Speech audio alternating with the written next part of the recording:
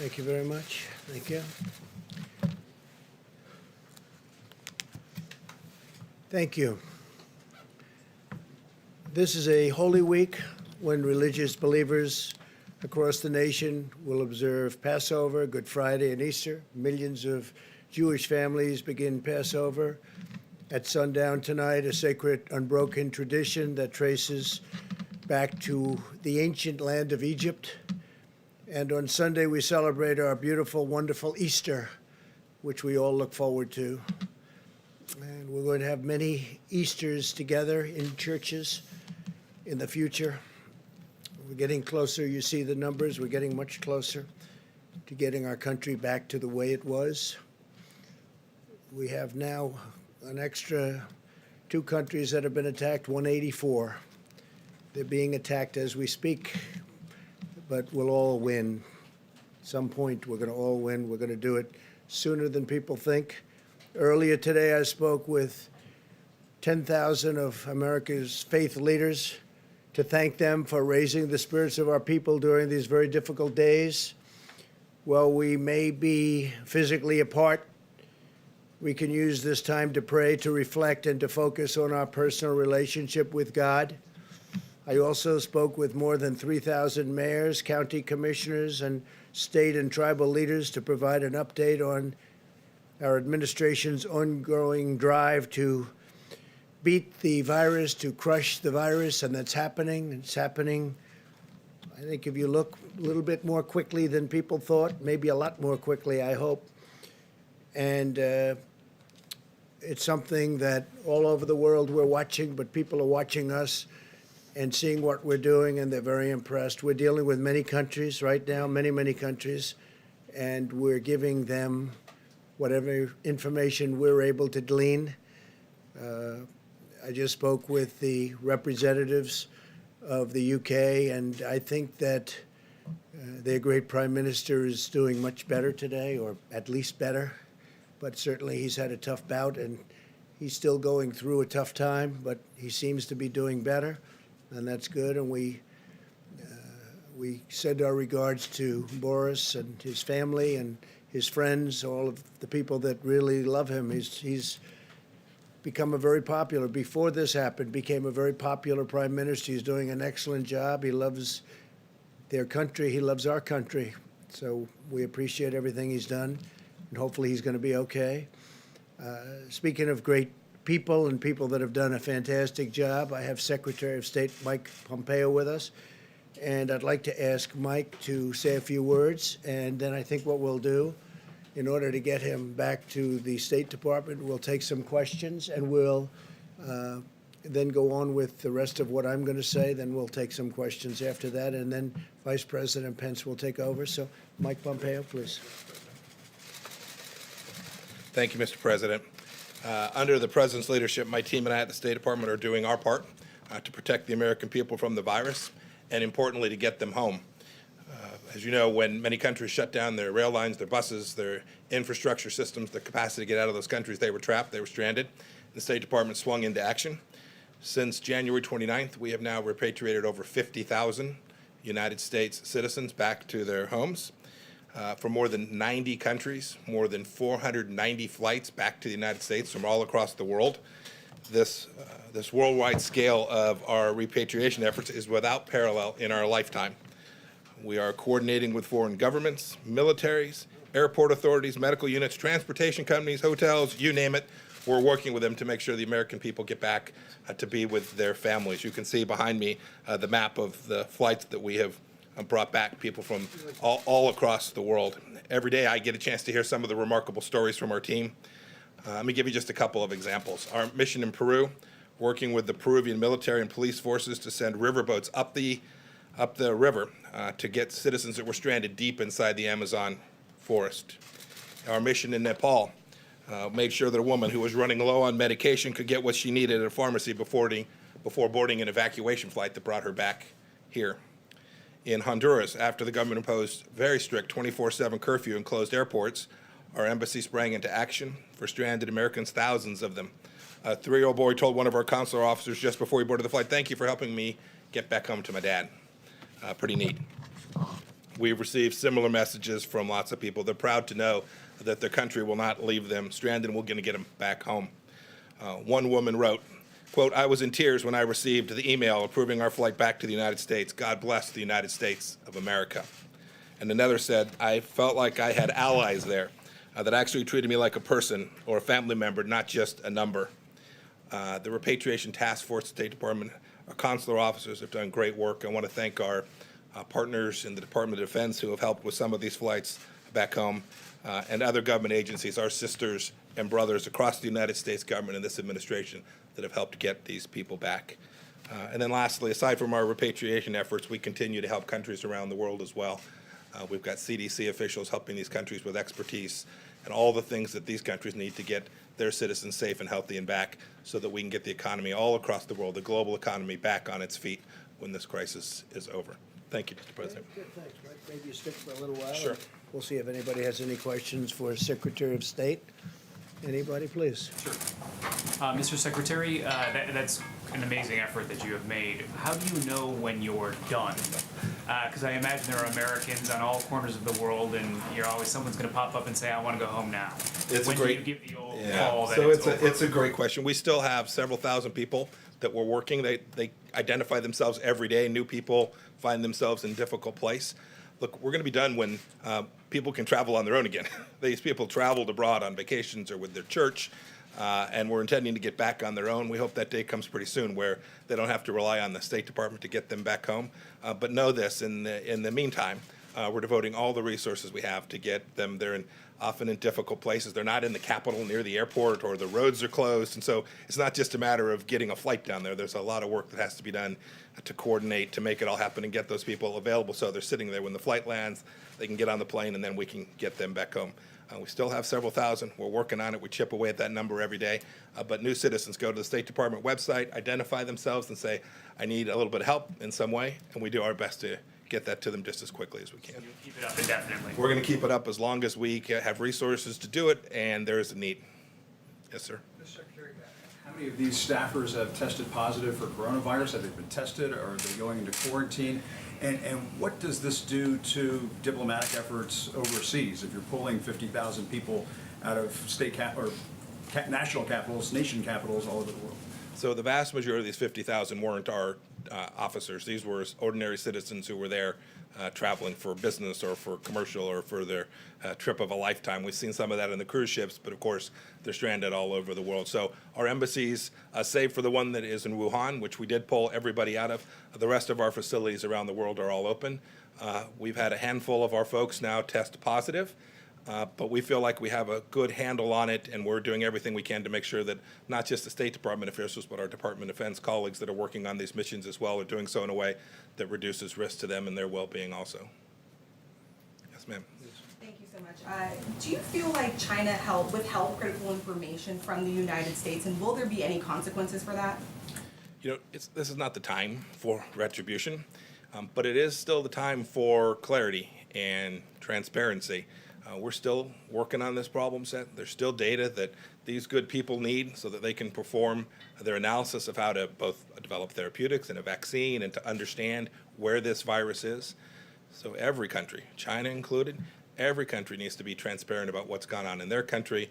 They need to share that data. We share ours with the world so that the best scientists in the world can get to the right conclusions and bring this economy, this global economy, back to the place that we all want it to be as quickly as we can. Every country has that responsibility. It started in China, and so they had that special responsibility to get it right quickly and fast.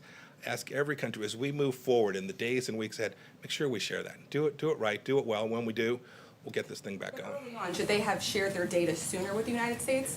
Every country has an obligation to share that information accurately, timely, completely, transparently, and thoroughly, just as quickly as they can gather it. We'll leave for another time to evaluate how everyone did in that. Go ahead. Thank you, President Trump. And Secretary, I have a question. The World Health Organization has a fundraising drive for about $700 million for coronavirus resources. China has only donated $20 million. The United States actually has donated less. So do you feel that China should be giving more to this World Health Organization effort? And could you comment on the U.S. donation? You want to say something, Mr. Well, President? you could just say we held. At this point, we're reevaluating our funding with respect to the World Health Organization. This is very consistent with what President Trump said since the beginning of his campaign. Organizations have to work. They have to deliver the outcomes for which they were intended. And we need to make sure that not only the World Health Organization, but every international organization, that we take taxpayer money and give it to them for the benefit of America. We need to make sure it's delivering on those taxpayer dollars. The World Health Organization is no different in that respect. They have to execute on the mission that they are designed to achieve. And we've seen, with respect to the World Health Organization, here we are. It hasn't accomplished what it was intended to deliver. President and Mr. Secretary, you said a handful of staffers have tested positive. Are they going to get the hydroxychloroquine treatment? Is that going to be made available to personnel overseas? I don't know the answer to that. But know that we'll deliver the best medical care every place we can. Some of them are in difficult places where there's not a lot of medical help. We've done our best to move that medical assistance forward to them in the field. Jeff? Thank you, sir. Mr. Secretary, right here, can you give us an update on numbers you're seeing about coronavirus cases in Iran, and whether or not you have any updates on the United States helping them with that?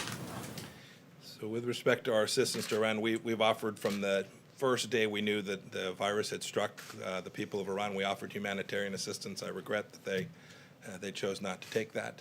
I've heard people talking about sanctions. The world should know there are no sanctions that prevent humanitarian assistance, medical supplies, pharmaceuticals from going to Iran. We offered American assistance. We've tried to help other countries get assistance in there as well. We've had some ability to do that. I don't have any better data than what you've seen publicly than I could share with you with respect to the extent of the virus inside of Iran. Thank you, Mr. Secretary. Are you allowing exports of medical supplies at this time, or what's the status of that? So you've seen, we're making sure that we have what we need for the American people, whether that's gloves. I'll let the Vice President talk to numbers on that. But at this point, what we are doing in terms of assistance is providing what most of these countries need to learn how to do surveillance themselves, to learn how to conduct tests themselves, to learn the things that can reduce the peak in their countries.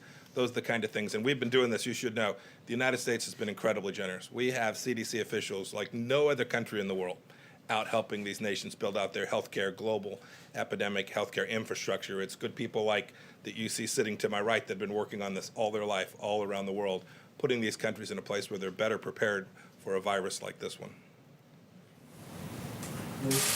Have any U.S. diplomats or U.S. officials contracted the virus as they've tried to rescue U.S. citizens abroad? Not that I'm aware of.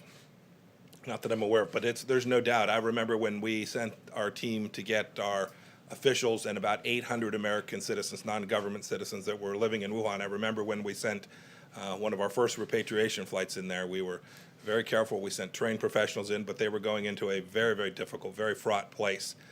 We were blessed. They all got back with no one having contracted the virus on that trip. I'm not aware of any of our officials that have had the virus attack them while they were performing their functions, trying to get people back. And we have a number of State Department officials who have COVID-19 now and are working their way through. In fact, we've had 3 fatalities of local employees, not U.S. direct hires, but local people who were working for the State Department and embassies around the world. We've had 3 fatalities so far. So there have been some calls on the World Health Organization for a leadership change there. I was wondering what your thoughts are on that. Senator Martha McSally, for example, has called for Dr. Tedros to resign. I don't want to look. This is not the time to be doing that kind of change. There'll be a lot of time to look back and see how the World Health Organization performed. In the meantime, what our task is to preserve and protect the American taxpayers, to make sure that our resources don't go to places that aren't going to deliver on behalf of the American people in the world. And President Trump and I are determined to do that. Okay, Just a quick follow-up. let's save it. Can we save it? Just a quick follow-up, sir, if I may, on He's China. a busy man. You said that China has a responsibility to get correct figures. How would you broadly characterize cooperation with China right now? There's lots of places we've been cooperating, right? They're providing us assistance where we need it. There are places on the ground now where we do have access to the data we need, and we're deeply appreciative of that. They've said they want to cooperate. We're completely prepared to cooperate with them. That cooperation means sharing data, being transparent, being upfront, allowing information to flow freely. That's our expectation, not just of China, though, of every country that is in this place today. Collectively, we have to work our way through this, and to do that, you have to have really good data. Okay? Thank you. Great. Thank you, Mr. President. Thank you all. Thank you, Mr. Vice President. Appreciate it. Thanks.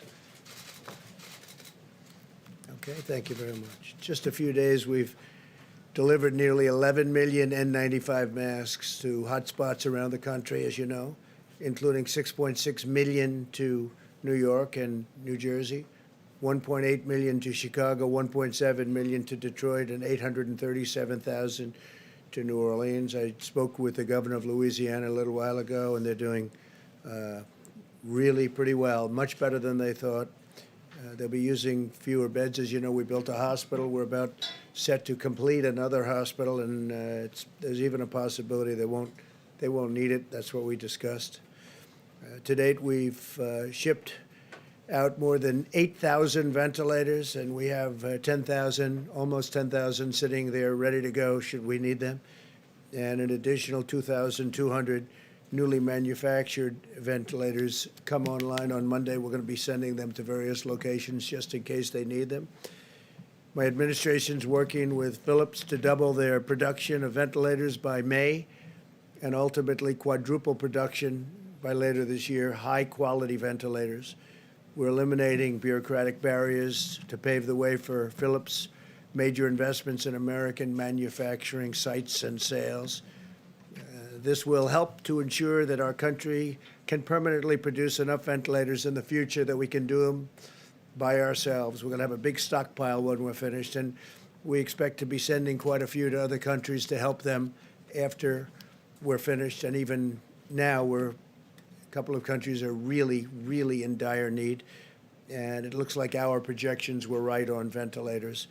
And some states that were thinking they would need thousands of more than they thought are now already taken care of, which we're very happy about.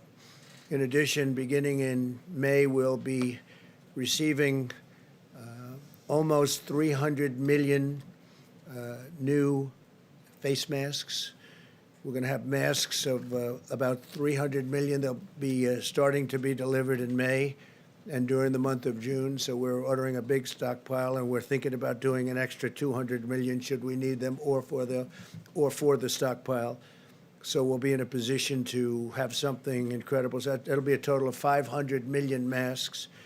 And today, 750,000 new protective gowns landed in Dallas, Texas, as a result of a partnership led by the federal government, DuPont and FedEx. And that's been a great partnership. That's worked very well. So we have 750,000 new protective gowns, and these are at a high level, very high quality. As American industry steps up to help, so are America's doctors and scientists. 10 drugs are now in clinical trials, and my administration is taking unprecedented actions to make new therapies and treatments available without delay. The doctors, the lab technicians, the companies, I spoke to them yesterday, I spoke again today. They are coming up with things that are, I hope, in the very near future are going to be very, very special, very important. Our national stockpile is now equipped with nearly 30 million hydroxychloroquine pills.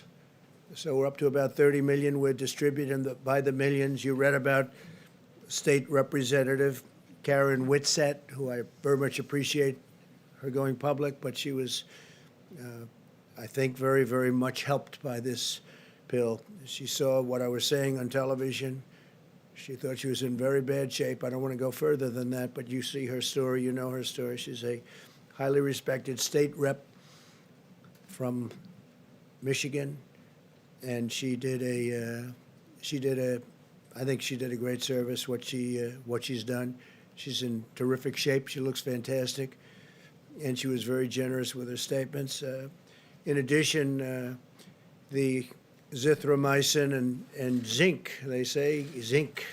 You should add zinc. Now, it's all has to be recommended by doctors, physicians, but they say zinc. I want to throw that out there because that's where they seem to be having the best result.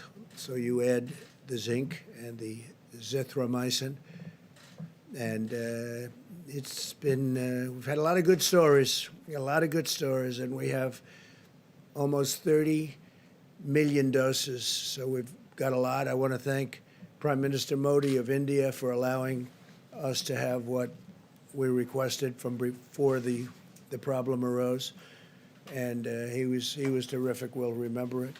Later today, the CDC will release further guidance to help ensure critical infrastructure workers can perform their jobs safely after potential exposure to the virus, and so they're working on that. The question was asked a little while ago about the World Health Organization, and as you know, they made a statement on January 14th, I guess it was, that there was no human-to-human transmission. Well, there was. They probably made that statement in the second or third week of December in addition, but they made it very powerfully on January 14th.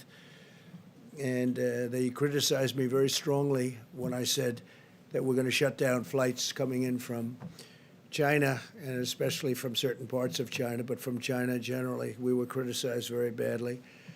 So last year, and for many years, hundreds of millions of dollars has been paid to the World Health Organization, hundreds of millions of dollars a year. And last year was $452 million, and China paid $42 million. Before that, it was $500 million, and China paid less than $40 million. And before that, it was similar numbers in the 400s, 300s, and sometimes even in the 500s of millions of dollars. And China would do proportionally just a small fraction of that number. And I think they have to get their priorities right, and their priorities are that everybody has to be treated properly, every country. And it doesn't seem that way, does it? It doesn't seem that way. So we're going to do study, investigation, and we're going to make a determination as to what we're doing. In the meantime, we're holding back. We want to say very unfair. So the United States, $452 million compared to $42 million. That's to the World Health Organization. That's not good. That's not good. Not fair. Not fair at all. And other countries, as you know, also gave very substantially less than the United States.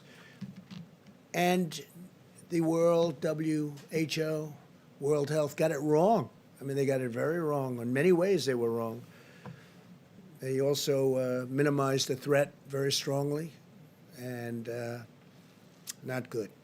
I want to take this opportunity to express the thanks of an extremely grateful nation to the Americans who go to work every day, especially in these critical industries in the midst of the pandemic, to care for and protect and feed American people, including medical personnel, law enforcement, first responders, food suppliers, sanitation workers.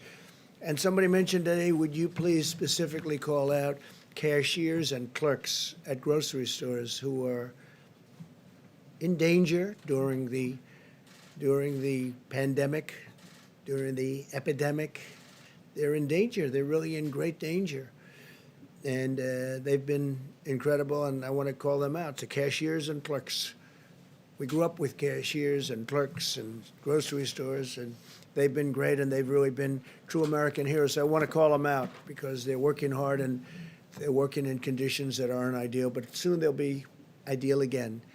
As we mourn the terrible loss of life for this and from this grave pandemic, we're seeing signs that our aggressive strategy to slow the spread is working. The number of new cases is stabilizing. The number of beds necessary in so many locations. I was watching this morning New York. I was watching Louisiana. You see what's going on. The numbers are changing, and they're changing rapidly, and soon we'll be over that curve. We'll be over that top, and we'll be headed in the right direction. I feel strongly about that. Some terrible days ahead, but we're going to have some wonderful days ahead. And we're going to get this behind us, this terrible thing behind us. Some people will never be able to forget if they had a loved one, if they had a great friend or a friend. But we're going to get it behind us. This is a tribute to the discipline and the devotion of the American people what we've accomplished. If every American continues to strictly adhere to social distancing guidelines, we can defeat the invisible enemy and save countless lives, and we can do it much more quickly. We're hopefully heading toward a final stretch, the light at the end of the tunnel, as I was saying. As we continue to wage all-out medical war to defeat the virus, we're also fighting an economic war to ensure we can quickly turn to full financial strength. We have to get our country back. We have to get going. Everybody wants to get going. Yesterday, I asked Congress to provide an additional $250 billion to expand the incredibly successful Paycheck Protection Program. You've seen what's gone on there. It's incredible, actually, which is allowing our small businesses to keep employees on the payroll and get ready for the opening. Like a second opening to protect millions of American jobs, I'm asking Congress to pass additional funding for this program this week as soon as possible. And I think we have pretty good understanding with the Democrats. Hopefully it's going to be bipartisan. We do not have time for the partisan games, and we don't want that, the obstruction or totally unrelated agendas. We want to do this for the small businesses and the workers. And we can do a phase 4, and a phase 4 will be later.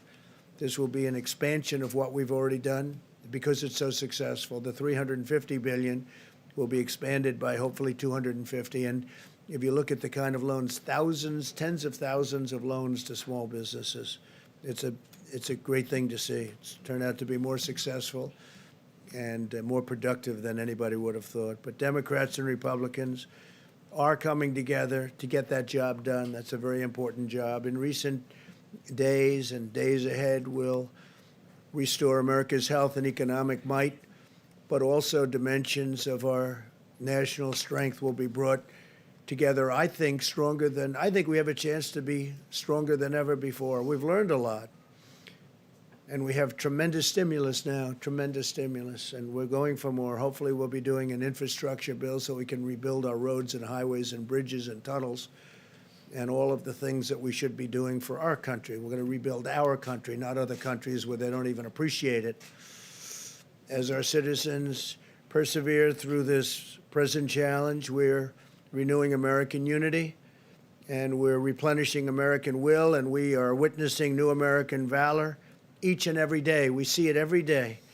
The daring and determination of our people in this crisis reminds us that no matter how hard it gets, no matter what obstacles we must overcome, Americans will keep on fighting to victory, and we will secure the glorious future that our citizens so richly deserve, especially after going through this nightmare, this evil beast. So we're getting very close, and hopefully it will, hopefully it's on the other side and it will end soon, and I think it will, and I just think that the people of this country are fantastic. So we'll take a few questions, and then Vice President will take over. Please, go ahead, please. Thank you so much, Mr. President. ABC is reporting that your intelligence committee was warning about the virus as early as November and produced a detailed report about the outbreak in China. When did you first learn about the intelligence, and could you have acted on it then? Well, I learned when I learned about the gravity of it was sometime just prior to closing the country to China. And when we closed up the flights coming in from China and various other elements, and then, as you know, we closed up to Europe. So I don't know exactly, but I'd like to see the information. Yeah, please, please. President, a lot of Americans want to see businesses reopen, to get back to so do work. I, more than anybody. So what specifically has to happen for you to feel that it is safe to reopen the country, and what is your plan to do that? Well, I think we can say that we have to be on that downside of that slope and heading to a very strong direction that this thing is gone. Now, we could do it in phases. We can go to some areas, which you know, some areas are much less affected than others. But it would be nice to be able to open with a big bang and open up our country, or certainly most of our country, and I think we're going to do that soon. You look at what's happening. I would say we're ahead of schedule. Now, you hate to say it too loudly because all of a sudden things don't happen. But I think we will be sooner rather than later. But we'll be sitting down with the professionals. We'll be sitting down with many different people and making a determination. And those meetings will start taking place fairly soon. So you wouldn't do that until the health experts tell you it's safe to do it? Yeah, I would rely very heavily on them, yeah. Is there a system for monitoring and testing that you're looking at? that Yeah, will we're putting lead in, that to be- yeah, we're putting in very heavy testing systems. We have the best testing systems. And again, don't forget, when we look at cases, I'm looking at some, I'm not going to insult anybody, I'm not going to insult any country, but I'm looking at countries that are showing less cases than us. That's testing. We're testing more than anybody. And you saw exponentially more than anybody by far. And our testing's become, I think it'll end up being a big strength. In fact, the other countries that the media talked about are now calling us for what are we doing and how are we doing it so quickly and where are we getting these tests, because our tests are really good now. They've been proven to be very accurate. Yes, please. Thank you, President Trump. Two quick questions. Yeah, sure. One on infrastructure. Members of your administration and members of Congress have pointed out that the top paid federal employee, it's not the president, it's the head of the Tennessee Valley Authority, and he made $8 million last year. And It's ridiculous. I agree. It's ridiculous. I think it's the highest paid government. Long before I got here, you said Tennessee Valley Authority, right? Has to be the highest paid man in any government. Makes approximately $8 or $9 million. I don't know the gentleman, but he's got a heck of a job. He gets paid a lot of money. He's been there for a long while, hasn't he? This one actually is new, it came in April, but the previous Well, one that's a was- separate, yeah, that's separate. But I'm talking about we just have some new people going on the board, I know.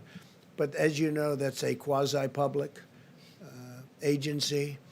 And whoever the head of the agency is, that person makes a lot of money, If I could ask my second question.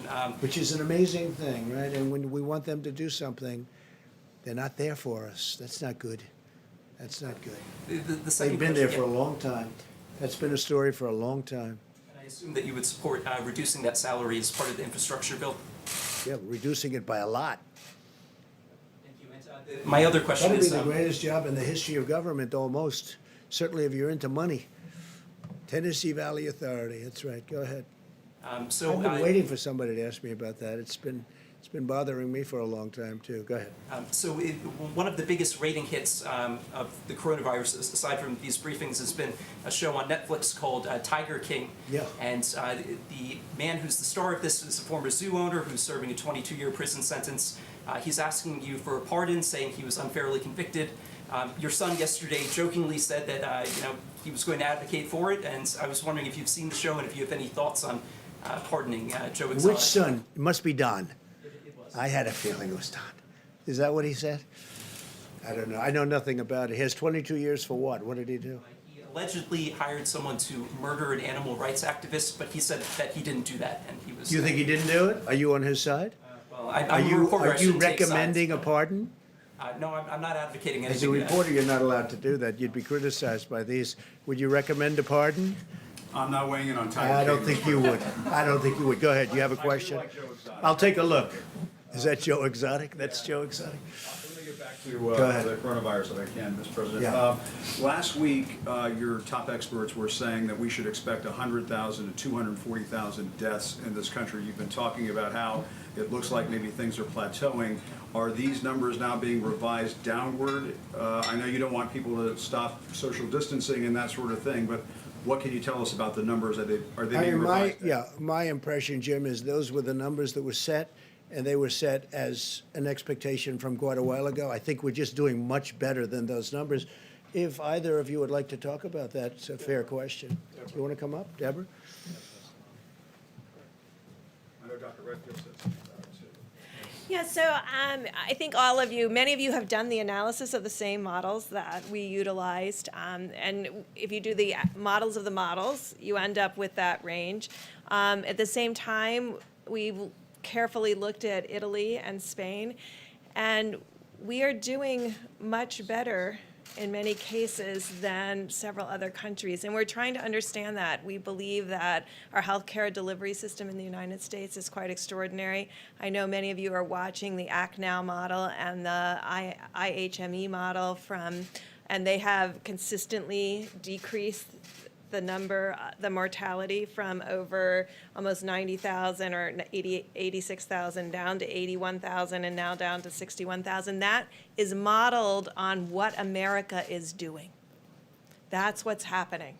And I think what has been so remarkable, I think, to those of us who have been in the science fields for so long is how important behavioral change is and how amazing Americans are in adapting to and following through on these behavioral changes. And that's what's changing the rate of new cases, and that's what will change the mortality going forward, because now we're into the time period of full mitigation that should be reflected within the coming weeks of decreasing mortality. I mean, that's what we really hope to see.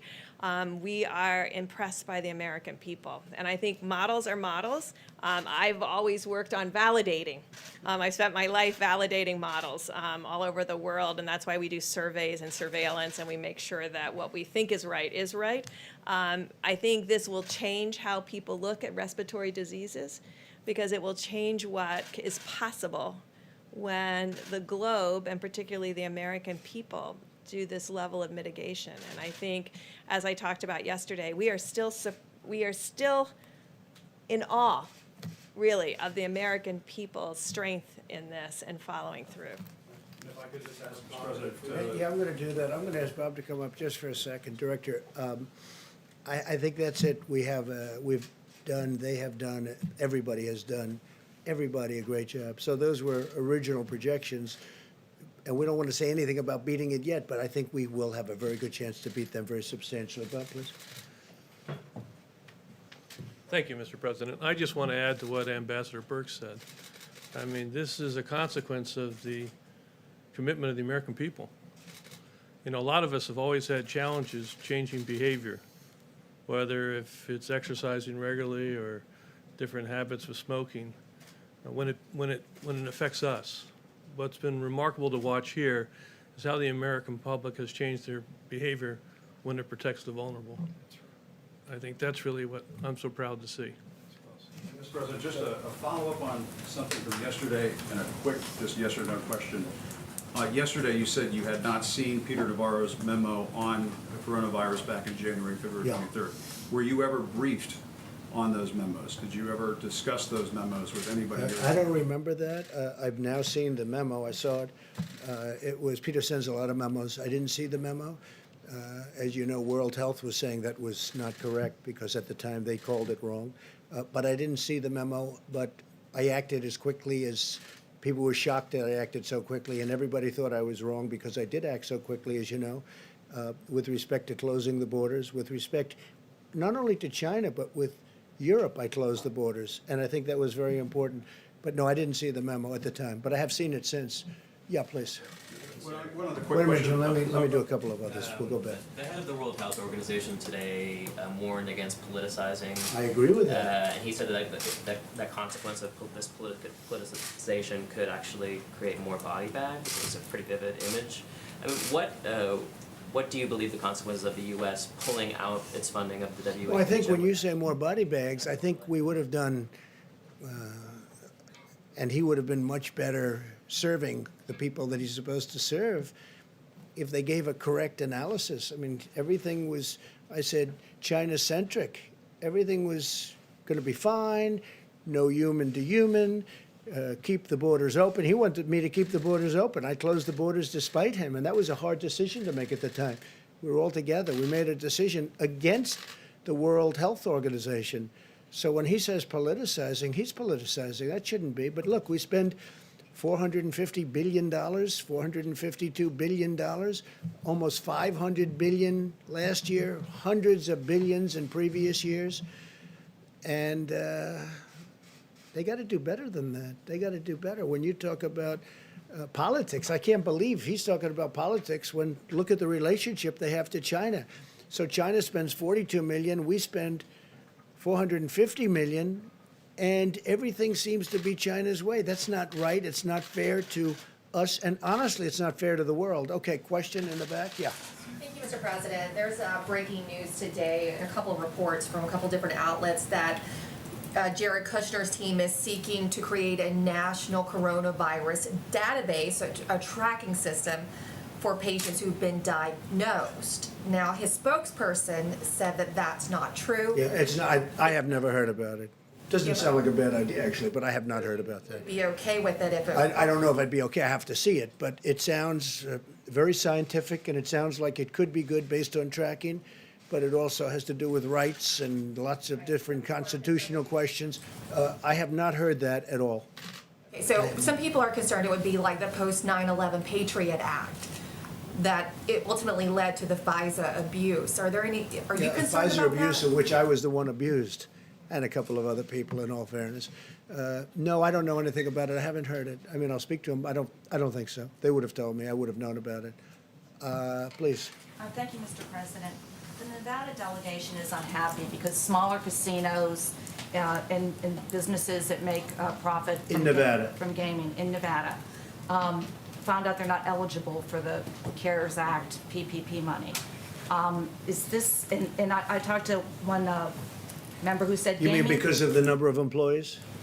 Because of the number of employees. And yet they're small businesses. And they thought gaming would not be treated any differently than any other business with this. Was this an Well, I oversight? could look at that. I could look. It's a great state, and I will take a look at that strongly. Are you talking only the smaller casinos?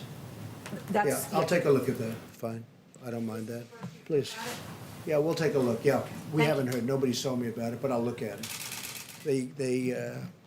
It's a great state. They do a great job, so I'm going to look at it very strongly. I understand what they mean. Please. Thank you, Mr. President. Turning to the economy, what if you urge Americans to go back to work and they don't listen to you? Would you leave that up to the governors, to businesses, to citizens to decide when it's safe to stop social distancing? Well, when you say they don't listen, I think they're going to listen. They want to go back. Everybody wants. They're going stir crazy. They've been in those houses and those apartments, and they're built. I mean, they've really been. They've done a great job. Again, when you look, the question was just asked about, about how are we doing compared to projections. Those were just original projections. The big projection being 2.2 million people would die if we did nothing. That was another decision we made. Close it up. That was a big decision that we made. Two very smart people walked into my office and they said, listen, these are your alternatives. And that was a projection of, I guess, 1.5 to 2.2 million people would die if we didn't close it up. That's a lot of people. So if we do a number that's tremendously smaller than that, now if we did close it up, the numbers got to 100 to 220 million people. So if we can stay substantially under the 100, which was the original projection, I think we all did a very good job, even though it's a lot of people. Say it? Do you think we'll be on track for that by May 1st? Well, right now, we're doing well in terms of the numbers. I can't tell you in terms of the date. We don't want to go down, and then we can start going up if we're not careful. So we have to be careful. As far as distancing, social distancing, and other things, certainly for a while, at some point that's going away. We'll be able to sit next to each other and everything like we have all our lives. This is a very unique thing. This has not happened, anything like this of this magnitude, since 1917, 1918. The great pandemic, that was something. But people want to sit next to each other at restaurants. They want to sit next to each other like normal at a football game, baseball game, basketball game, hockey game. No, we want to go back to life. Now, the first period of time, maybe we'll go a little bit slower, and maybe we'll be talking about distancing. But at some point, we expect to be back like it was before. And hopefully, it'll never happen. Hopefully, it will. If it does happen, it's going to be in 100 years from now. The last one, 1917. That's something. That's a long time ago, and that was a horrible thing. Jim, go ahead. Yeah, I wanted to get back to something you were saying yesterday about people going to Wisconsin and voting in the middle of this pandemic, really putting their lives on the line. And you said, well, if they do that, vote by mail, perhaps we'll have voter fraud in this country. I just wanted to ask you, voters in 5 states, Utah, Colorado, Hawaii, Washington, and Oregon, all vote by mail. Can you or the White House staff or your campaign provide any evidence to back up your claim that mail-in voting is rife with fraud, like the example you gave of people working in rooms filling out false ballots? You've been talking about voter fraud since the beginning of this administration. Very fair. And where's the evidence of it? I think there's a lot of evidence, but we'll provide you with some, okay? And there's evidence that's being compiled, just like it's being compiled in the state of California, where they settled with Judicial Watch, saying that 1 million people should not have been voting. And you saw that? Did you, wait, excuse me. Well, I'm just telling you. I'm telling you, in California, in the great state of California, they settled, and we could have gone a lot further. Judicial Watch settled where they agreed that 1 million people should not have voted, where they were 115 years old and lots of things, and people were voting in their place. What I see, and every one of those states that you mentioned is a state that happens to be won by the Democrats. And if you have a position like me, where it's registered, you're here, and we're voting someplace where I'm not. I haven't left the White House in, I guess, months, other than to, ask a ship to, wave it goodbye to New York, which, by the way, is now going, as you know, being used for the purpose that we're talking about, which a lot of people wanted. Wait a minute. Voting doesn't work out well for the Republicans. Well, So it hasn't. Isn't your concern It really certainly just hasn't. political? But if you're a senior citizen and if you're somebody that needs it, I'm all for it. But they have to be very careful, because the things with bundling and all of the things that are happening with votes by mail, where thousands of votes are gathered, and I'm not going to say which party does it, but thousands of votes are gathered and they come in and they're dumped in a location, and then all of a sudden you lose elections that you think you're going to win. I won't stand for it. Well, we're going to find out about the proof, because you're going to see what's going on. And I'm not going to stand for it. Our voting system, first of all, we should have voter ID. When you vote, you should have voter ID. And if you send something in, you should be sure, as a state and as a country, you should be sure that that vote is meaningful and it's not just made fraudulently, because there's a lot of fraudulent voting going on in this country. This country should have voter ID. Okay, let's do another one. Go, please. Mr. President, Thank you, currently the only way that we can track these millions of doses of hydroxychloroquine that are being distributed across the country Yeah. is through the eHealth data system. How systematically is your task force watching this? Well, I think it's very systematic, yeah. We're distributing the hydroxy all through the country. It's being distributed in large amounts. We have it coming in now. We were up to 29 million doses, then we went to 30 million doses. But we have it coming in all throughout the country, and much of it's being distributed. In fact, it'll start going down, what we have in our stockpile. And again, it's had, I hope it works. Again, I'm not a doctor, as you possibly have found out. I'm not a doctor, but I'm a person with common sense. And we've had some very good results over the course, including a woman who just reported it 2 days ago. Yes. through the eHealth data system? Are they? I think no. We're looking to provide it in many different ways. In many ways, in certain instances, we've been asked. In the case of Michigan, we've been asked who the governor of Michigan would like to. I think she's become a big fan of it as a medication, as something that's going to help with this horrible virus. And we're delivering it to the governments of various states when they ask. So certain states are asking, certain governments are asking, and we're delivering it directly to the government. Yeah, please, go ahead. Thank you very much, Mr. President. We know many people around the world are paying close attention to this Yes. press conference. So Yes. on behalf of Good. Where are you foreign from? media, Where are you from? I'm from Taiwan. Good. Yes. On behalf of Foreign Media Group, I'd like to ask you two questions. First question is that the French President Macron called Iranian President Rouhani and say the Europe has started to ship the medical goods to Iran. Will you consider Medical goods? Yes. That doesn't bother me. Yeah. So will you think? If they're sending medical goods to Iran, it doesn't bother me. No.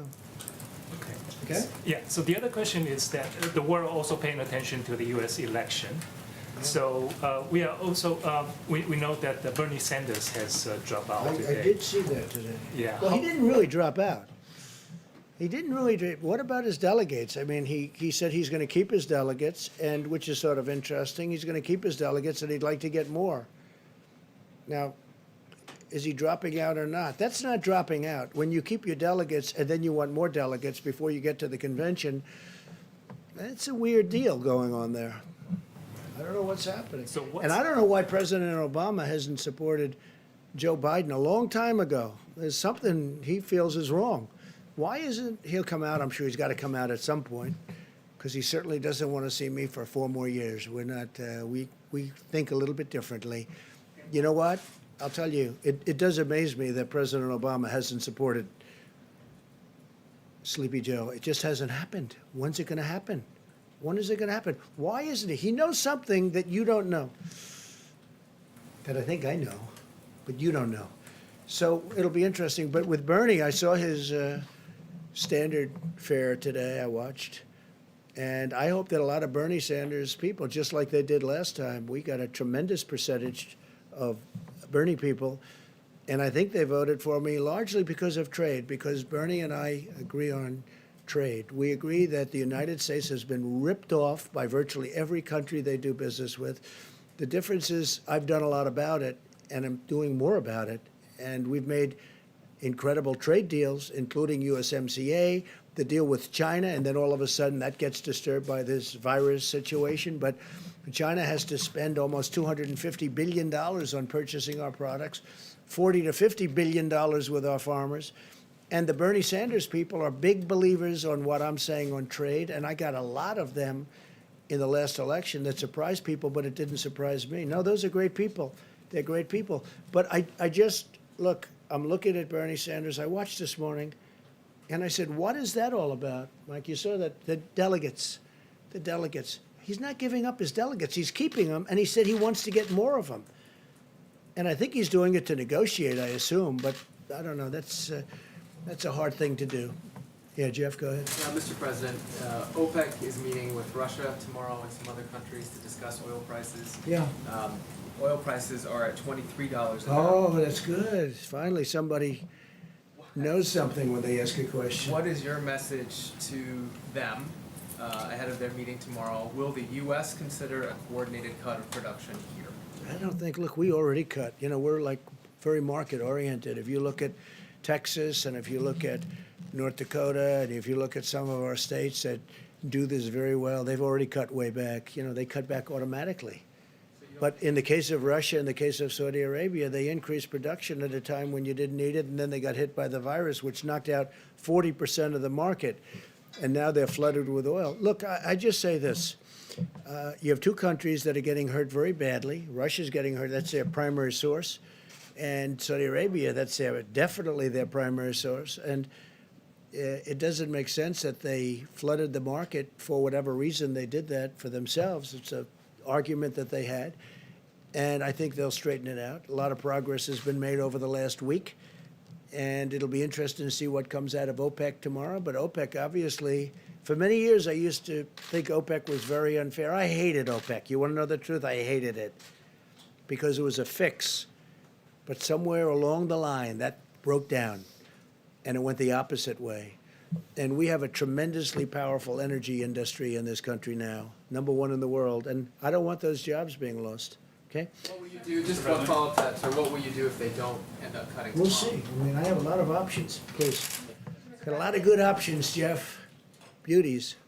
I might like it even more. Now you'll watch. Let's see what happens. Hopefully they can make a deal. Let's go. Thank you, Mr. President.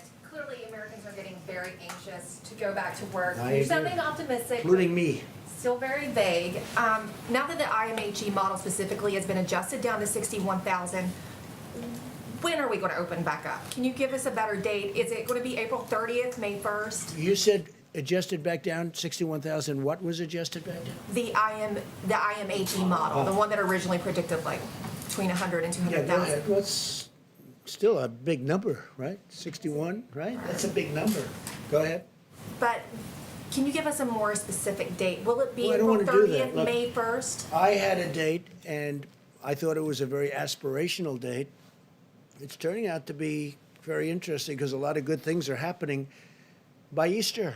But I had a very aspirational date. I didn't think you could make it. I didn't say we would do it by Easter, but I said, boy, wouldn't that be great to shoot for Easter? That would be a great day, beautiful day, very important day to a lot of people like me and like some of you in the room, maybe all of you in the room, frankly. But Easter is a very important day. So I had aspirationally, I said, let's see if we can do it at Easter, you know, but I said it would be very tough. And I was criticized for that. So I don't like giving dates. And that wasn't a date, that was just an aspiration. That would have been incredible. But I don't think we're going to be very far behind. And some of these models are looking like Easter is going to be a very important date anyway because of the curve. I mean, it's hitting the top and it's starting to come down. And one person said Easter is looking like a good time. So a good time for that, for heading down. So we'll see what happens. Look, there's no reason to do that. We have a lot of good things happening. When I spoke to the governor of Louisiana today, he said, Tony, they need far less beds than they need. I said, well, good, because we're building 1,000-room additional. We built them 1,000 beds, and now we're building another 1,000. And I said, listen, is there a way that we don't build? I don't want to build them if they don't need them. In New York, the Javits isn't too heavily used. It's ready to go. 2,900 beds. Plus, we now have the ship set for COVID if they want to use it, and we're using it for Governor Murphy in New Jersey. So we'll see what happens. But, you know, the numbers are coming way down. The ventilators, we're all set. We have a lot to go if we want, but I'm not getting calls where they need ventilators anymore. So we were right on those ventilators. I'd love to have additional ventilators for some of the countries that are our allies and our friends. And even if they're not our allies and our friends, you're saving human lives. But I'd love to see if we had some, I mean, we're making a lot of ventilators right now. We have and they take a while to make, and they're very expensive, and they're very complex to make. But I'd love to be able to help other countries once we're taken care of. But I just sent 100 ventilators to Colorado, and that was great. A senator there who's a terrific senator, Cory Gardner, and he called me last night. He said, could you get 100 ventilators for Colorado? And we just sent them out, and they'll be there very shortly. So, but it looks like we're in great shape from the bed standpoint. It looks like we're in great shape from the ventilator standpoint. And you just heard I ordered 500 million masks, 500 N95s and others, and surgical. But we ordered 500 million masks, 300 and 200, and they're going to be here very shortly. So we're really in great shape. And we started off with an empty cupboard. So I'm going to leave the vice president and his group to handle it, and I will see you probably tomorrow. Okay? Thank you. Thank you very much. Thank you. You don't have any investments in hydroxychloroquine? No, I don't. Okay. No, thank you. Good question.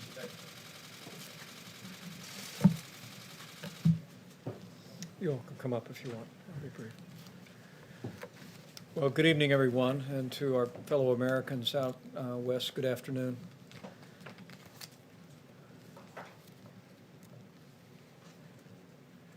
We find ourselves in the midst of a very tough week for Americans in areas most impacted by the coronavirus, the New York City area, New Jersey, Louisiana. Continue to focus resources and attention on those areas, and I know that the hearts and prayers of the American people are with all of those communities. But in the wake of more than 1.9 million tests, we see more than 400,000 Americans have tested positive for the coronavirus, and sadly, we've lost more than 14,000. We grieve, but as the good book says, we do not grieve like those who have no hope. In this very special week, I know that the faith of millions of Americans is a comfort to them. The President and I spoke to more than 10,000 faith leaders, and we were able to express to them our gratitude for the way that they're strengthening the communities that they serve. But we also find hope in the numbers that Dr. Birx will continue to reflect on today. For as Dr. Fauci explained yesterday and in the days before, the losses, as grievous as they are, that we are seeing today are a reflection of people that contracted the coronavirus in many cases before strong mitigation steps were taken, before the guidelines for America fully took hold. The cases, however, and the new cases and the hospitalizations are in fact a reflection of the results of what the American people are doing.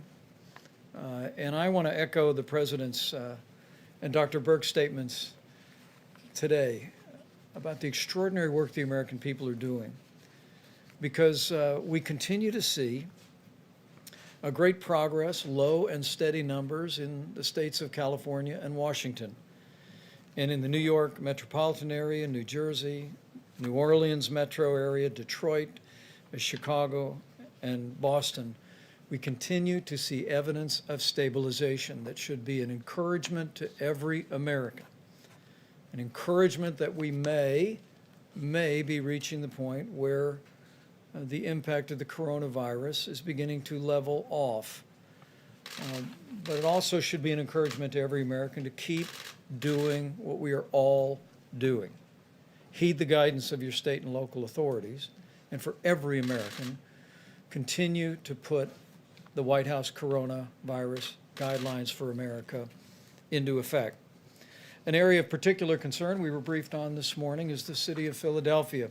I spoke today to Governor Tom Wolf, and as we begin to see early trend lines in Philadelphia, I assured him that we were going to continue to flow resources and support to that community, but our message to the people of the Philadelphia area is now more than ever, practice the social distancing so that Philadelphia and to some extent even Pittsburgh do not have to endure what other communities before them have had to endure. Also today, at the President's direction, we hosted a conference call with every Republican member of the House of Representatives and every Democrat member of the House of Representatives. And we express our appreciation to Speaker Nancy Pelosi and Leader Kevin McCarthy for convening these forums. We brought together key members of our task force team. The Secretary of the Treasury discussed the progress that we've made on paycheck protection. He reported to members of Congress that so far we're working with more than 3,600 lenders across the country, and we've dispersed more than $98 billion in forgivable loans. Now, these are loans that if small businesses accept this money and use it to keep people on their payroll over the next 2 months, they'll be completely forgiven. Treasury tonight will be issuing a new FAQ, Frequently Asked Questions document, that will also make it clear that lenders may use their own closing documents for completing loan applications. And that information is available at treasury.gov and sba.gov as well. Dr. Birx and Dr. Fauci briefed the members of Congress today on the latest data. They'll both reflect on that in a moment. We also had Admiral John Polovchek talk about our control tower system and the extraordinary flow of supplies to critical areas across the country. We also briefed on the disbursement of resources to local hospitals with Seema Verma and gave them an update on what the Secretary of State spoke about today. It's remarkable to think more than 50,000 Americans brought back home through nearly 500 flights. And we thank the members of Congress who have worked with the State Department to identify family members and groups that found themselves stranded overseas, and we were grateful for that. In addition to our interaction with members of Congress today, we spoke with the president of the Henry Ford Hospital, Bob Riney.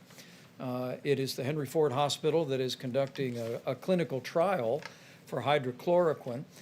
He expressed great enthusiasm for the work that they had done. They had a rather overwhelming response to the initial trial, which is beginning this week with 3,000 people taking the hydrochloroquine or a placebo so they can match it. But what the president of the Henry Ford Hospital told me is they'd like to expand the test. I put him in touch with Steve Hahn and the FDA, and we'll be adding several more clinical trial paths to look at impacts on particular demographic groups, including seniors and minority populations, and more on that in just a moment. In the category of supplies and support, the President, as of today, has signed 52 major disaster declarations. Vermont was the latest approved, and states have stood up some 27,000 National Guard that are aiding in coronavirus response. On the critical subject of ventilators, we do have currently more than 8,000 ventilators in our strategic national stockpile and distributed more to the Navajo Nation and to Colorado today. But also today, we received the good news that the first delivery of newly manufactured ventilators from General Electric and Hamilton arrived at the Strategic National Stockpile. And as the President said, we'll be adding newly manufactured ventilators to our resources to be available as the coronavirus epidemic reaches critical communities around the country. On the subject of the air bridge, 4 flights scheduled to arrive today, primarily focused on gloves for our incredible healthcare workers. One flight alone had nearly 19 million gloves, another 8 million, another 15 million, and the like. And the American people, I think, would be very proud to see this vast array of now well more than 50 flights that are bringing in supplies from all over the world. And again, working through FEMA, we're directing those resources with the guidance of our scientific experts to the communities most in need. As we announced yesterday, the White House Coronavirus Task Force has requested that CDC and our team assemble data on the unique impact that we're seeing reported on African Americans from the coronavirus. Dr. Fauci spoke about it yesterday and will reflect on his perspective on that as well. Tomorrow, with the Surgeon General and others on the White House team, we'll be speaking with leaders in the African American community. And as Dr. Fauci will reflect, there have been historic challenges in the health care of the African American communities, particularly in our inner cities. And now more than ever, I'll just say from my heart to all of our African American family members, now more than ever, practice the guidelines. Look after those most vulnerable, people that have underlying serious health conditions. It's more important than ever that we all put those principles into practice. Finally, today, I'm going to have, after we hear from Dr. Fauci and Dr. Birx, I'm going to ask Dr. Redfield to step up, because today the CDC will be publishing new guidance on essential critical workers who have been exposed to COVID-19 but don't have any symptoms, don't have a temperature, and don't have any reason to believe that they have the coronavirus. At the present moment, the guidance is that if you have been in proximity to someone who did test positive for the coronavirus, that the guidance of CDC is that even with essential critical workers in industries from healthcare to food supply, that we ask people to stay home for 14 days. The new guidance tonight will hopefully make it clear that there would be an opportunity for those people playing such an incredible role in our nation's response to be able to return to work and to do so safely. And finally, let me just say again how inspired we are at the response of the American people to the coronavirus epidemic. Each and every day, as we see the beginnings of encouraging news, the low and steady numbers in California and Washington State, and now beginning to see numbers of hospitalizations going down and new cases leveling and in some cases going down.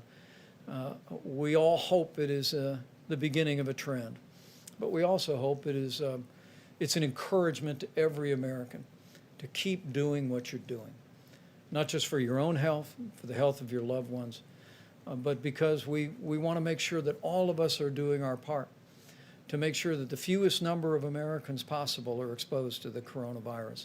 And given the fact that this, I remind you, is 3 times more contagious than the flu, each of us has a role to play in slowing the spread. That's what the 30 days to slow the spread is all about. It's about protecting your health. It's about making sure that our healthcare workers and our healthcare system is not overwhelmed by the coronavirus, and ultimately it is about saving lives. We talk about the numbers, and I'm going to ask Dr. Birx to come up and reflect on them, but think all of us know, this is one American at a time. It's one heartbreak at a time. Having lost loved ones in my life, just like everyone here and everyone looking on, we want to work every day to make that number of losses the lowest possible. And it will take all of us to do it and to keep doing exactly what we're doing through today. Dr. Birx? Thank you, Mr. Vice President. I just want to start where the Vice President left off. I come out of the services, Army. We always talk about honoring the fallen, and I think for every American, what we can do now to honor the fallen that have fallen and given them really their deaths to this horrible disease, to the healthcare workers that are in the front lines trying to save every single one, to honor them, and to honor our elders and the individuals that we know are at the greatest risk for bad outcomes. We all need to continue to do our work.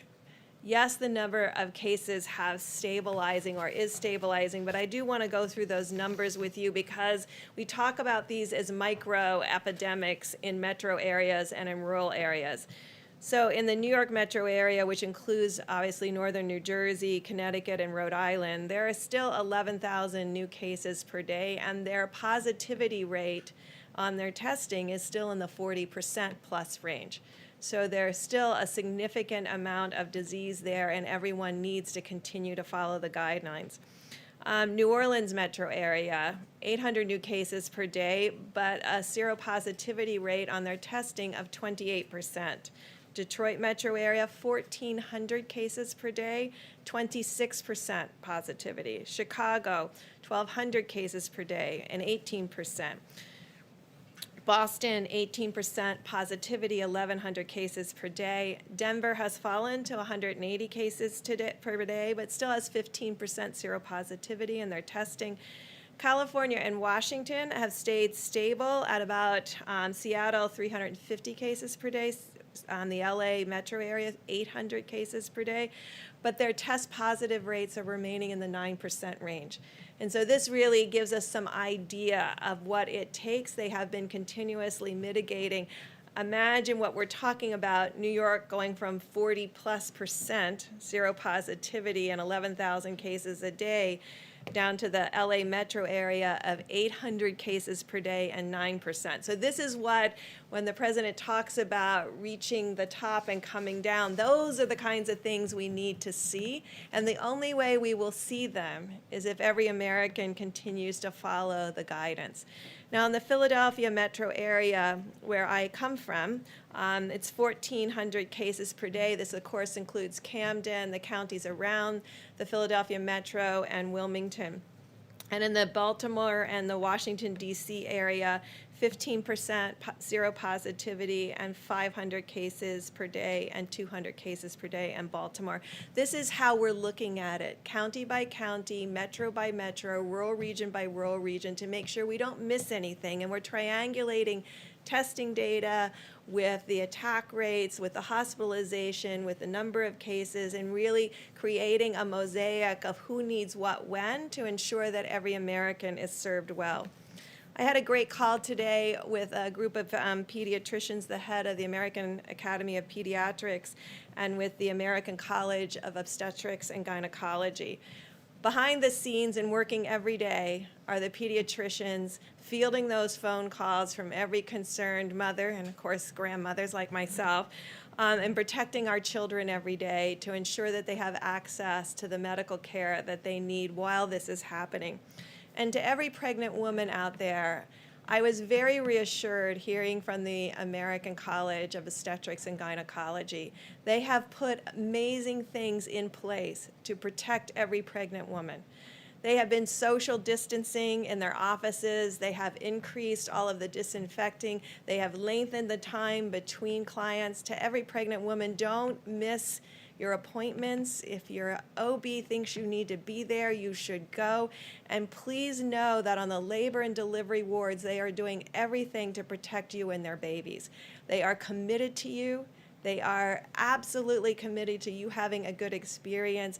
Make sure if your physician believes you should be in the hospital for your delivery, make sure you're following their guidance. We don't want any pregnant women to suffer a bad outcome during this time. So again, I just want to conclude by thanking the American people and recognizing the number of people we're losing per day is serious to all of us, and it could be so much worse. But our frontline healthcare providers and the way they're talking to each other about how to improve care for every individual that they serve, you see them on the TV, you see them in the emergency room, you see what they're up against. This is how we can honor them, is to make sure we continue to put, as Dr. Fauci always says, put your foot on the gas and make sure that we continue to strongly mitigate and really protect those with pre-existing conditions. And finally, those pre-existing conditions we know now include asthma. So asthma, hypertension, cardiovascular disease, diabetes, any of these conditions, renal disease, no matter what age, please make sure you're following the guidelines to protect those individuals in your household. We know they're more susceptible to a worse outcome. We don't think that anyone's more susceptible to getting infected. I want to make sure that everyone understands everybody is susceptible to getting infected. This virus is very transmittable, as we well know.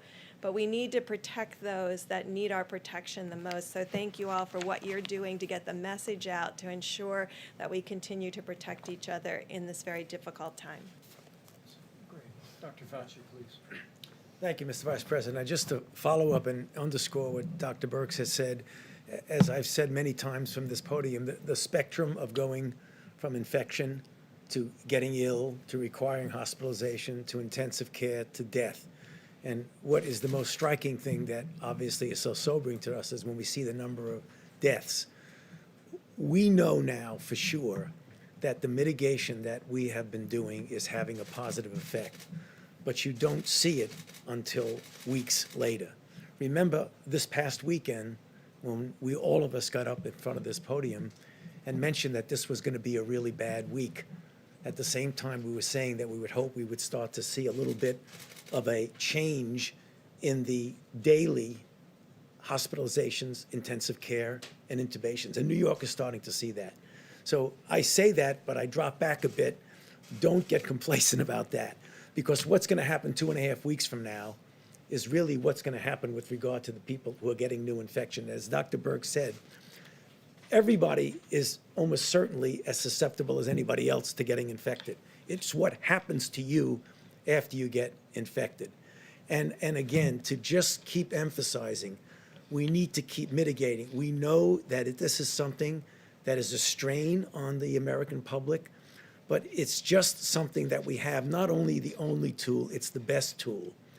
And to just shift a bit to what we said yesterday regarding the African American community, it is very painful to see, and I've seen it throughout my entire medical career, that the health disparities in the minority community, but particularly the African American community, puts them at risk, apart from coronavirus issues, puts them at risk for diseases much more so than the general population. The double whammy that you suffer now is when you have this terrible virus, which essentially preys in its ultimate deleterious effects on people with those underlying conditions. And since that is more predominant in the African American population, we want to double down and say to the young people, to the elderly people in that community, to please try as best as you can to protect yourself if you're a younger person, and to please protect the people who are susceptible. Your grandmother, your grandfather, your elder uncle, the people who have these underlying conditions.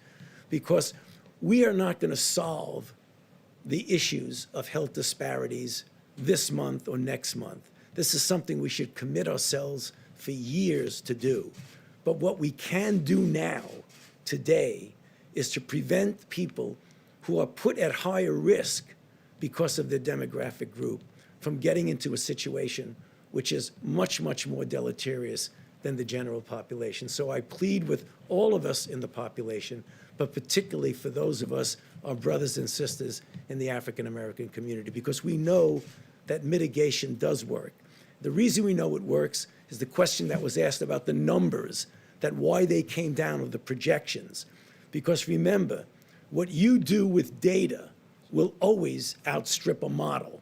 You redo your models depending upon your data.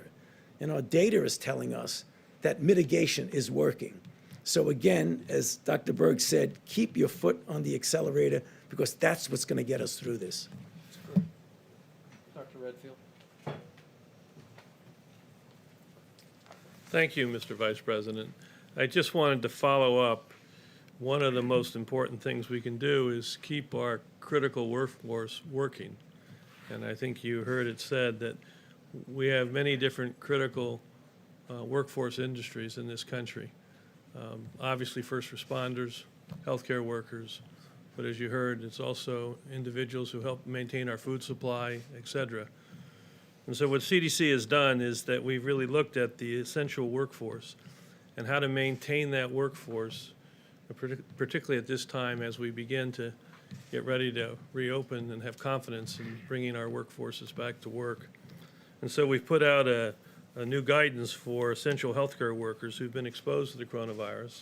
These are individuals that have been within 6 feet of a confirmed case or a suspected case, and so that they can, under certain circumstances, they can go back to work.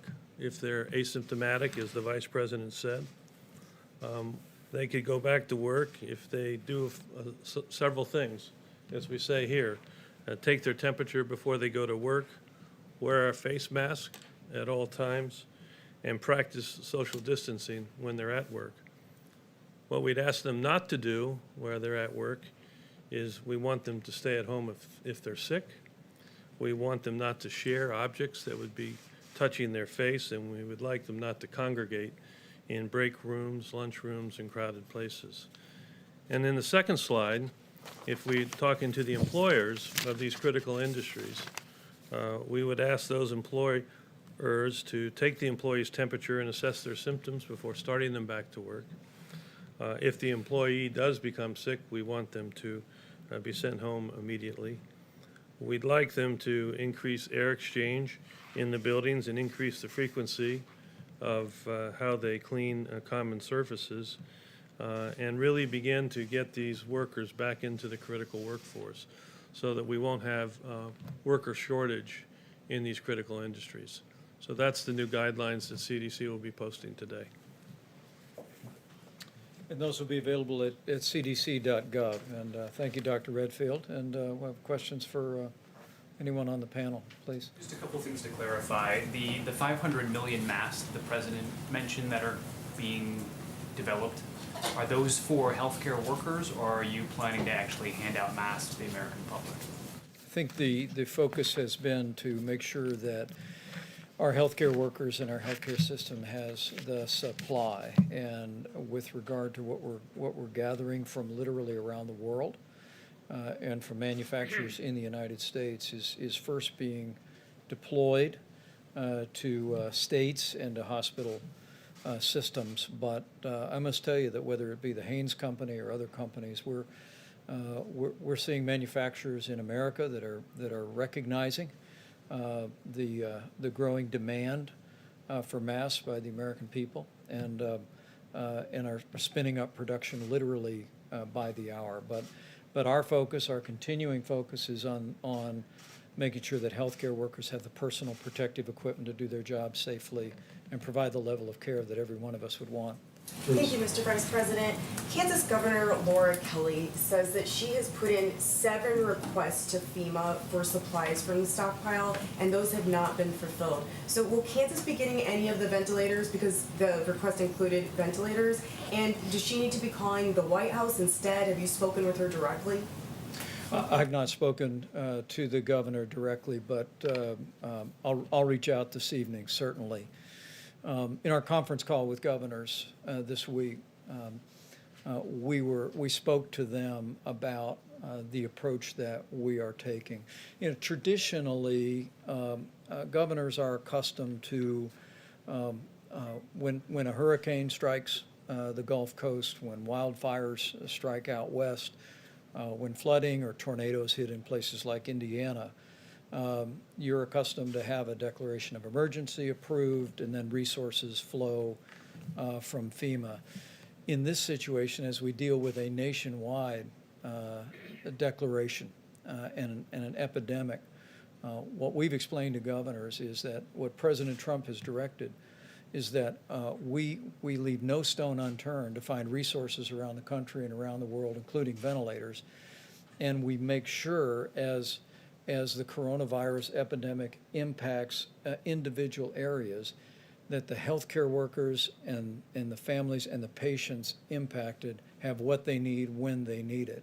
And what I would say to the people of Kansas is that we're looking at their numbers every day, just as in the case of every state in the country, and we're going to work our hearts out to make sure that as the coronavirus cases emerge, and we hope that through the great work that Kansas has done on social distancing and mitigation, the people of Kansas have done a remarkable job, that we may well be to a place where their existing resources and capacities are present.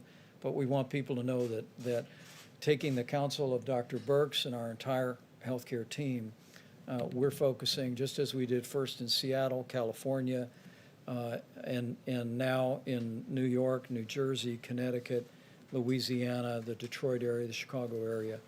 We're going to make sure that those resources go in that order. And so because you brought up social distancing and the work that Kansas has done, there's actually a controversy right now over her order to limit the number of people in religious gatherings to 10 people. Should states be telling religious institutions how many people can gather if it's to stop the spread of the coronavirus? Well, the President's coronavirus guidelines for America ask every American to avoid any gathering of more than 10 people. And that's on the advice of all of our best scientific experts as a way that we can slow the spread. But as we've made clear to every governor, we defer to our governors in what they believe is the best and appropriate practice in their states, and we'll support those local decisions. Yes, please. Thank you. In his opening statement, the president said there were 10 drugs that are now in clinical trials. Would hydroxychloroquine be one of those? Well, I can speak to that, and then I'll invite Dr. Birx, Dr. Fauci to come forward. We do have, I believe, we will have roughly 4 separate clinical trials underway studying hydroxychloroquine. But it's important to remember that as the President's made the point many times, the FDA has approved what's called off-label use. And so in consulting with your physician, if your physician determines it's appropriate to write a prescription for hydrochloroquine, we're working today to make that available across the country. It's broadly available today as an anti-malaria medication, but we're working around the country and internationally to increase that supply. But we are studying it in at least 4 different clinical trials, and Dr. Fauci can speak to that. So the easiest, thank you for that question. The easiest way to find out is to just go clinicaltrials.gov, and it will tell you everything that's there. There are a number of different clinical trials, some of which are randomized controlled trials, which, as I've said many times from this podium, to me is the optimal way to determine ultimately if something is safe and effective and works. But there are a lot of different ways that that's being looked at. It's being looked at against the placebo. It's being part of a multi-arm trial, comparing it with others. There's a trial that was recently started, actually, in prophylaxis among healthcare workers. So there are several of these. In addition to that, there's what was just mentioned now, that any physician, in consultation with their patient and back and forth, can make the decision to use the drug on an off-label. So we have 2 things that are simultaneously going on. We're having actual formal clinical trials and the off-label use. Very good. Next, please. I want to turn back to the disproportionate rates of Black deaths when it comes to the coronavirus. Dr. Fauci, you have been talking about this for weeks, that there are underlying health issues. People with underlying health issues are most at risk. But if we knew that Blacks disproportionately have fallen into that category, why wasn't the CDC prepared to gather this data in real time to work to fight this? Well, I'm not sure, but we have the director of the CDC here who could answer that question, but let me try to just take it from a different perspective. The health disparities that exist are not anything that started with coronavirus. They were there. So there isn't much you can do about the disparity. The thing you can do is to make an extra special effort to protect people who have the underlying conditions. So it's the same way as we say, well, the elderly and those with underlying condition. Unfortunately, the African American community has a much greater proportion, population for population, of these underlying conditions. So the best weapon we have right now is what I said in my opening remarks, is to do whatever we can to get them to realize that what we need to do is to protect them from getting infected and to also protect them from inadvertently and innocently bringing the infection to people who have these underlying conditions. Thank you, sir. Can you explain the thinking behind these 100 ventilators that were given to Colorado when other states like Kansas have had trouble getting ventilators? And can you say whether a personal relationship with the president is helping states like Colorado get these ventilators? I mean, there are 15 states that have more cases than Colorado.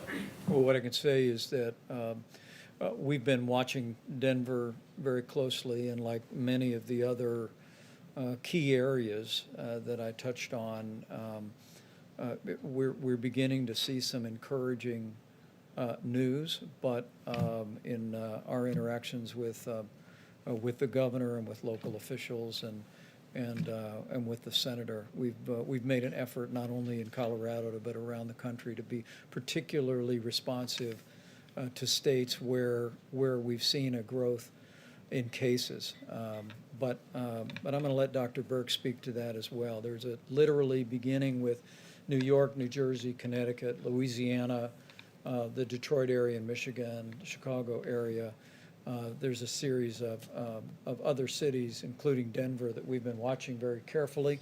And while we're beginning to see some encouraging news, we want healthcare workers in those communities to know for certain that we're going to move resources into those areas where we see significant outbreak. Can you just address the point about whether individual governors with relationships with the president are getting preferential treatment? I can tell you within that decision complex is not just the absolute number of cases, it's the hospital capacity and what each of those hospitals have. So remember, I think a couple of days ago we talked about how the states are sending the information about ICU beds, hospital beds, ventilator needs. So different states have different, which I don't think any of us probably knew before this, but there are some states that have lots of ventilators, and there's other states that proportion to their population or by their cases of COVID have less. And so I'm sure Denver and Colorado fit into that model where there were hospitals that had less ventilators proportionally and were needed for the cases that were seen. So that's the kind of analysis. So every state that has a few cases more than Colorado have all received ventilators except for, I think, Texas, and that's just because they are just starting. Remember, Colorado was one early on the curve, so they have many more people have moved through that progress and are in need of ventilators. Texas is very early in their curve in both Dallas and Houston. So that's what I was talking about. Each of these are a micro curve that we have to follow independently, or we would be making general decisions rather than specific decisions by geography. Mr. Vice President, a follow-up on the church's question. You're obviously a very religious man. Will you be going to church on Sunday? We'll be attending church right in the living room at the Vice President's residence, where we've been attending for the last several weeks. The advantage is we get to go to our home church in Indiana. Is that the same example you'd like to see churches around the country, regardless of what governors are saying, do as well? Well, I think the President's coronavirus guidelines for America are very clear, that during this 30 days, we're calling on every American in every state, first to listen to your state and local authorities, but right after that, to avoid gatherings of more than 10 people, avoid unnecessary travel, use drive-through at restaurant instead of going into the restaurant. we are, as these health experts have told you, seeing real evidence that we're slowing the spread, that these mitigation efforts are having a strong impact. And tonight, as many people, even at this hour on the East Coast, are beginning to sit down to a Seder dinner. It's the beginning of Passover, and with Easter celebrations this Sunday, we just want to encourage every American to heed the counsel of the guidelines, put those into effect, and know that in so doing, we'll hasten the day. We'll hasten the day that we put the coronavirus in the past and we reopen our country. Mr. Vice President, can I ask a question of Dr. Birx or Dr. Fauci? Of course. As you are both probably aware, there's a lot of misinformation, conspiracy theories out there about the coronavirus. There are some commentators who are suggesting that the number of dead are being inflated because they're saying that people who are dying with other issues are being listed as COVID-19 deaths. Perhaps you've seen some of this commentary. You may be too busy to see it, but it is out there. What do you say to those folks who are making the claim without really any evidence that these deaths are being padded, that the number of COVID-19 deaths are being padded? For example, somebody who might die from a number of factors but had coronavirus are being listed as coronavirus deaths, and because of that, the number is being inflated. That's a fair question. And you might also speak about the converse. Yeah, we've been hearing the converse too. We've been hearing both sides of that. I think we've made it very clear, I think every time I've been up here, about the comorbidities. And so most of the people, and we talked about the Italy data, the majority of the Italians who succumbed to this had 3 or more comorbidities. So this has been known from the beginning. So those individuals will have an underlying condition, but that underlying condition did not cause their acute death when it's related to a COVID infection. In fact, it's the opposite. Having that underlying condition and getting this virus, we know, is particularly damaging to those individuals. We don't know all the pathophysiology. I wish we did right now. We see a lot of vasculitis where Tony and I came from. Tony actually, Dr. Fauci started in the vasculitides and Wegener's. So, these are things we have studied for a long time. We are trying to understand the pathophysiology, but what we can tell you at this moment, if you have asthma, if you have renal disease, if you have diabetes, if you have hypertension, these are pre-existing conditions that put you at a greater risk to having a worse outcome. So, Jim, just to add a comment to that, because, having been through other serious issues, particularly the very painful early years of HIV, AIDS, when people talk about conspiracy theories, you will always have conspiracy theories when you have very challenging public health crises. They are nothing but distractions. I can assure you, we have so much to do to protect the health and the welfare of the American people that I would just hope we just put those conspiracy stuff and let somebody write a book about it later on, but not now. Dr. Birx, you said something about not enough tests being performed because some of the labs, the machines aren't running. Did you want to clarify that? What did you mean by 80% weren't running? So I have a call with them at 8 p.m. tonight. Every single one of those 120 laboratories, I think 87 of the laboratory directors have confirmed that call. It has to do with a machine called an Abbott M2000. It's a very high throughput machine. We have 1 million tests out there. I made a big push, and Abbott was extraordinary about getting those out to the labs. This is not sitting in a warehouse. These are physically in these laboratories, sitting there right now. The machines aren't running. They're not running. So we've only run 88,000 tests in 3 weeks off of those machines with 1 million test kits. So as someone who has worked in a lot of laboratories, to have a machine that is needed, because we could have screened every healthcare worker.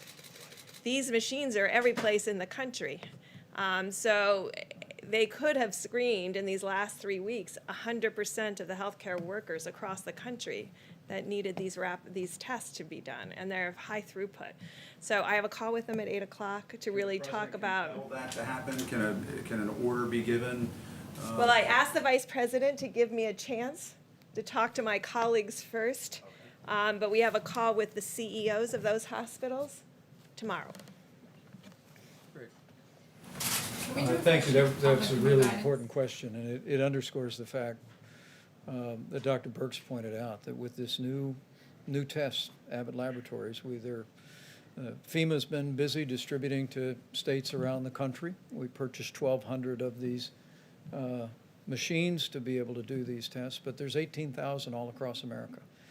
And so let me just renew our call to all the hospital administrators and lab operators around America to go and identify those Abbott Laboratories machines, and know that that's, while we've already tested more than 1.9 million Americans, our short-term objective is to test as many Americans as possible as we see the coronavirus epidemic emerge in areas around the country. We want to surge those resources. We want states that haven't seen a significant outbreak to have access to that 15-minute test. And ultimately, as we go forward, I think President Trump said today, nobody wants to open the country up more than him, and I can attest to that. But we're going to open it up when we can do so responsibly, putting the health of America first, and to reopen America and to stay open America. We're working around the clock to continually expand the kind of testing that will allow us to do what these experts call surveillance, so that in every state in the country, once we put this chapter of coronavirus behind us, we hope and trust sooner rather than later that when next fall comes, that we will have a vast array so that CDC can do what it does so well. And that is, when a particular disease emerges, CDC surges personnel, does contact tracing, isolates that individual. So we're just really calling on all of our partners in the laboratories and in hospitals around the country to identify those Abbott Laboratory machines and help us continue to scale up and expand testing. But to every American, let me again just say thank you. Thank you for what you're doing. We are in the midst of a week of heartache, and I want to assure every American who has suffered loss that we're with you. We're praying for you and your families, and we'll continue to work our hearts out to make sure these incredible healthcare workers, who are inspiring every single one of us all across the country every day, have the resources and the support and the equipment to do their job safely, to provide the level of care that any American family would want for their loved one, and to be able to go home safely to their families. And the key to all of that, the key for the next 22 days is 30 days to slow the spread. And I just encourage every American, if you haven't done so recently, go to coronavirus.gov, print off your own copy, pick up the phone and call a friend and just tell them that you heard from the experts, you heard from the president and our team, that we're beginning to see glimmers of hope. Extraordinary progress in California and Washington is a tribute to the people of those states and the leadership of those states. But the beginning of stabilization and perhaps even leveling in New York and New Jersey, Louisiana, and Detroit is a testament to the people of those communities, to the leadership of those states. But understand that every one of us has a role to play to protect the most vulnerable among us and to save lives by putting the guidelines into practice, just like you've been doing every day since they were first announced. So thank you all, and we'll see you tomorrow.